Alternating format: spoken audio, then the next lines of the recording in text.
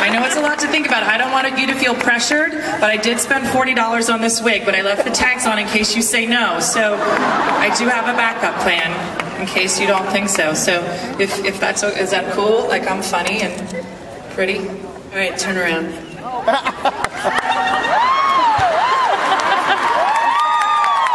It's gonna work.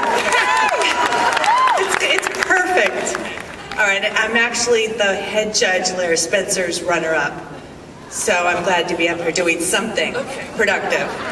All right, so do you solemnly swear that at all times you will have your lashes on? Yeah. Do you solemnly swear that at all times you'll wear your Spanx? Absolutely. And do you swear that whenever you're in public, you'll get the Kardashian wave down? I would like to see what that is. I can't show you that now. If you don't know it, it's a secret wave. Then I don't want to show anybody either.